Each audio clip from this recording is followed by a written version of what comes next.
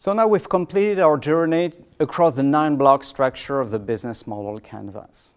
What's important to remember at that stage that all you've got are just hypotheses, educated guesses about what seems smart, what seems rational for every one of these 9 blocks. So it's important to realize that the execution journey for a startup from that stage is precisely about testing one by one all these core hypotheses that you've described, that you've generated. What I recommend generally is to print out the business model canvas structure on an A3 piece of paper and write on Post-its. So you physically illustrate the fact that your initial set of ideas are just hypotheses. And you test them one by one, and once you get a confirmed learning, a hypothesis that works, you write it down directly on the paper, on the body of the business model canvas, in such a way that the process is done when all the Post-its have been removed from the business model canvas.